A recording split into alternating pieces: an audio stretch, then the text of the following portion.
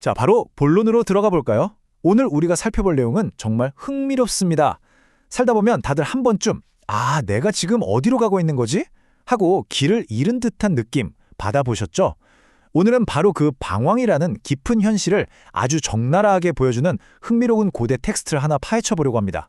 우리가 인생이나 신앙의 여정에서 어떻게 길을 잃게 되는지, 그리고 어떻게 다시 회복의 길을 찾아낼 수 있는지, 그 놀라운 통찰을 오늘 해설을 통해 함께 발견해 보시죠. 여러분, 완전히 길을 잃어버려서 등골이 오싹했던 적 있으신가요? 한번 떠올려 보세요. 요즘은 스마트폰도 있고 GPS나 지도 앱도 워낙 잘 되어 있잖아요. 그런데도 우리가 늘 걷던 익숙한 길에서 단 한 발짝만 삐끗해도 상황이 순식간에 치명적으로 변할 수 있습니다. 길을 잃는다는 건 단순히 지금 내 위치를 모른다는 수준을 넘어서서 생존 자체가 위협받는 정말 끔찍하고 두려운 경험이니까요. 이게 먼 옛날 이야기나 남 얘기가 아닌 게 최근 한국에서 있었던 두 가지 안타까운 사고를 보면 이 현실이 확 와닿습니다. 두 분 다 본인에게 아주 익숙한 산에 계셨거든요. 그런데 30대 남성분은 갑작스런 탈진 때문에, 그리고 초등학생은 실수로 계곡 쪽으로 굴러떨어지면서 원래 경로를 완전히 벗어나고 말았습니다. 아무리 익숙한 곳이라도 전혀 예상치 못한 변수를 만나서 길을 잃으면 이렇게 생사가 극명하게 갈릴 수 있구나, 이걸 너무나 뼈저리게 보여주는 사례죠. 자, 그럼 첫 번째 파트, 하갈의 광야 여정입니다. 이 물리적인 방황의 개념을 감정적이고 영적인 방황으로 연결해 보기 위해 창세기 21장으로 시계를 한번 쭉 되돌려 보겠습니다. 이 텍스트를 보면 아브라함이 하갈과 아이를 쫓아내는 장면이 나오는데요. 겉보기엔 정말 피도 눈물도 없이 매정해 보이죠? 그런데 사실 맥락을 자세히 들여다보면 완전히 다른 이야기가 숨어 있습니다. 아브라함은 하나님께서 이 아이, 이스마엘을 돌보시고 큰 민족을 이루게 하실 거라는 예전의 약속을 진짜 100% 전적으로 믿고 있었던 거예요.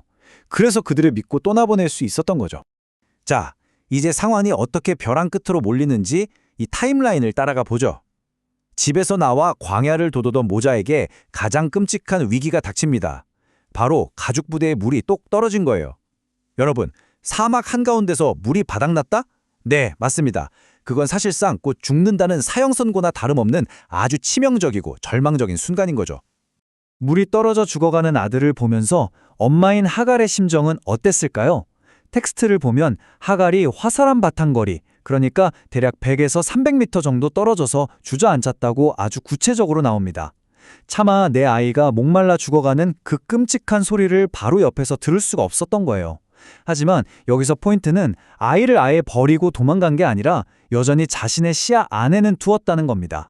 이어서 두 번째 파트, 소리내어 우는 것의 힘에 대해 알아보겠습니다. 하갈이 보여준 이 방송대곡이라는 반응에 엄청난 전환점이 숨어 있거든요. 하갈이 그 흙먼지 날리는 광야에 털썩 주저앉아 죽어가는 아들을 바라볼 때 우리는 이 장면을 완전히 새롭게 봐야 합니다. 성경에 소리내어 울었다고 나오잖아요. 이게 이제 다 끝났어 하고 자포자기해서 지르는 항복의 비명이 절대 아니었어요. 오히려 자기 가슴을 쥐어뜯으면서 예전에 자신에게 찾아와 약속을 주셨던 그 하나님을 향해 쏘아 올린 정말 숨 넘어갈 듯이 절박하고 긴급한 기도였던 겁니다. 여기서 잠깐 정말 소름 돋게 흥미로운 디테일 하나 짚고 넘어갈게요. 방금 목 놓아 소리내어 기도한 건 분명 엄마인 하갈이었잖아요. 그런데 텍스트를 유심히 보면 하나님께서 어린아이의 소리를 들으셨다고 딱 꼬집어서 말합니다. 천사가 하늘에서 하갈을 부르면서 두려워하지 말라고 안심시키긴 하는데 사실 그 응답을 끌어낸 진짜 주인공은 바로 그 어린아이에게 있었다는 거죠. 혹시 지금 이 순간 어떤 이유로든 광야 한가운데서 길을 잃고 힘들어하는 자녀를 둔 부모님이 계시다면 이 대목이 엄청난 위로가 되실 겁니다. 보세요. 하나님은 부모의 애타는 눈물만 보시는 게 아니에요. 고통받고 두려움에 떨고 있는 여러분의 자녀에게 그 누구보다 깊이 집중하고 계시고 또 그 아이를 향해 어마어마한 긍휼을 품고 계신다는 사실, 이거 진짜 잊지 않으셨으면 좋겠습니다. 자, 세 번째 파트입니다. 눈을 뜨다. 드디어 하나님이 아이를 일으키라고 말씀하시면서 기적 같은 구원이 현실이 되는 순간으로 넘어가 보겠습니다. 하갈의 그 처절하고 절박한 기도에 하나님이 어떻게 응답하셨을까요? 그냥 괜찮아, 다 잘 될 거야 하고 따뜻한 위로의 말씀만 건네신 게 아니었어요. 텍스트는 하나님께서 말 그대로 그녀의 눈을 밝히셨다고 기록하고 있습니다. 시야가 확 트인 거죠. 그리고 눈이 번쩍 뜨이자마자 하갈 앞에 보인 건? 맞습니다. 바로 물이 찰랑거리는 샘물이었습니다. 이 부분이 오늘 해설의 진짜 하이라이트입니다. 잘 들어보세요. 우리는 보통 간절히 기도하면 아무것도 없던 맨 땅에서 갑자기 뿅 하고 우물이 솟아나는 그런 기적을 기대하잖아요. 하지만 실제로 일어난 일은 전혀 달랐습니다. 뼈저린 절망과 영적인 막힘이 하갈의 눈을 꽉 가려버리는 바람에 바로 코앞에 있던 생명줄을 못 보고 있었던 거예요. 우물은요, 처음부터 늘 그녀 옆에 그 자리에 있었습니다. 아까 처음에 말씀드렸던 그 등산객 이야기로 다시 연결해 볼까요? 5일 만에 기적적으로 구조된 그 30대 남성분, 이분을 찾아낸 진짜 결정적인 힘은 뛰어난 구조 시스템이 다가 아니었습니다. 내 아들을 무슨 일이 있어도 무조건 찾고야 말겠다는 그 절박한 사랑에 이끌려 험한 산을 이 잡듯이 뒤진 아버지의 마음이었죠. 자식을 절대 포기하지 않는 그 절박한 마음이 생명을 살려낸 겁니다. 이제 마지막 네 번째 파트, 사랑하는 이들을 구하기입니다.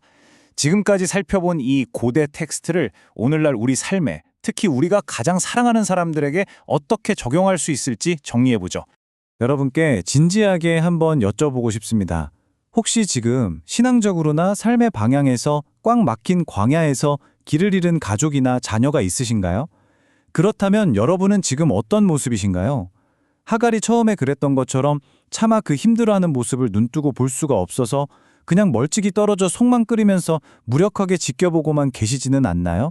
우리는 여기서 하갈이 보여준 그 궁극적인 본을 따라가야 합니다. 사랑하는 사람의 고통과 영적인 굶주림에서 절대 눈을 돌리지 마세요. 먼저 멈춰서서 그들을 똑바로 바라보십시오. 그리고 여러분이 믿는 자로서 가진 그 권위를 동원해서 그들의 구출을 위해 치열하고 절박하게 기도하셔야 합니다. 소리내어 구하세요. 내 눈을 열어서 이미 우리 곁에 예비된 그 생명수를 보게 해달라고요. 우리 눈을 덮고 있는 그 깜깜한 절망만 확 걷어내면 나와 내 가족을 다시 살게 할 오아시스는 이미 여러분 바로 곁에 있습니다.